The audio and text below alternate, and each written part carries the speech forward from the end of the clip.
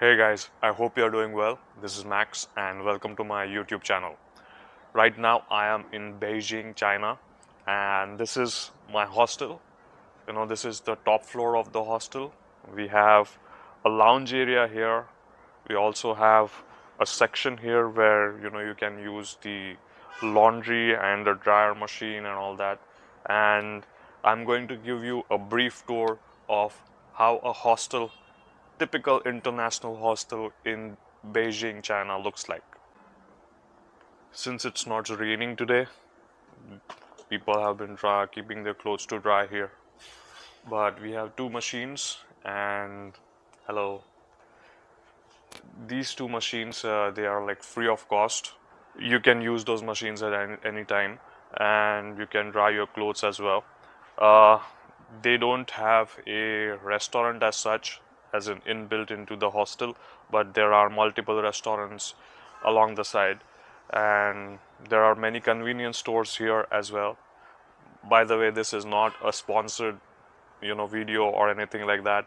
I only have something 200 something followers, so nobody's gonna sponsor me yet. But yeah, we have this beautiful lounge area, and at night it's just really peaceful, and you know sometimes you get to see a few stars as well. So this particular hostel is spread out over 3 floors, and I think they have a total of like 50 rooms, uh, dormitories as well as single rooms.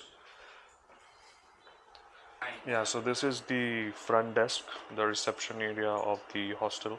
You can charge your, you know, or you can take this power bank, and I think you can find this type of infrastructure everywhere in China because power banks and power is so much necessary.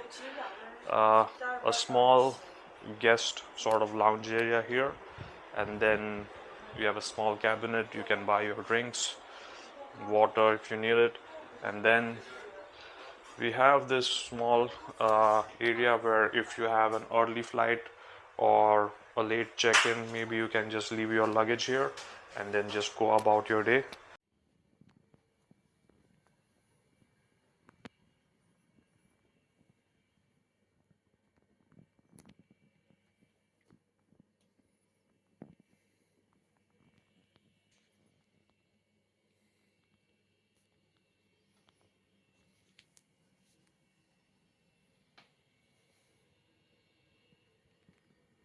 I've been staying in this particular hostel for the past 5 days, and I never really had anything to complain as such. Uh, for the price that I'm paying, I think this is a bargain because for 5 nights, I'll put the price here in the video. I thought it was really good. But most of the hostels, international hostels in Beijing, they are go by the same rate. And the one good thing about this particular hostel, which I found, was the metro station is just like 20 meters from here. You can just walk for like 2 minutes and you are in the metro station, which is just fantastic. Also, one very important part about this particular hostel is that the front desk, the receptionist at the front desk, they are fluent in English, so you don't really have to worry about translating, too much. Uh, they cater to all the international travelers, so they are very fluent in English, and they will guide you about the metro stations, about WeChat or Alipay, or setting up your eSIM, or how does the VPN work. You have any questions, they are very happy to oblige and help you. So that is also really nice to see.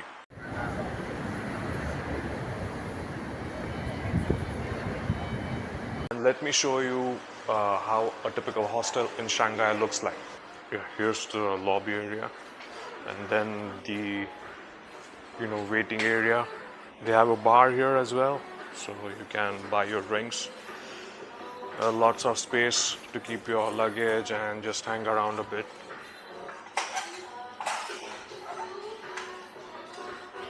Yeah, this particular hostel is spread across 3 floors, and there are like close to maybe 80 to 90 rooms in total, and they offer all kinds of refreshments because they have their own bar, and all kinds of assistance. Most of the receptionists are here are English speaking.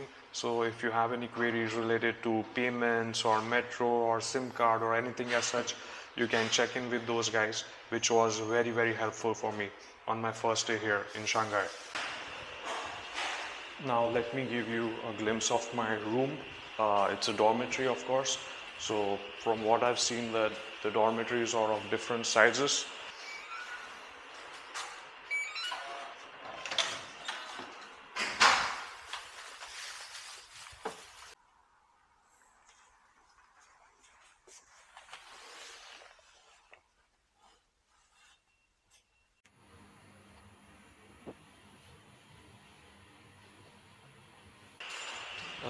They have separate toilets for men and women.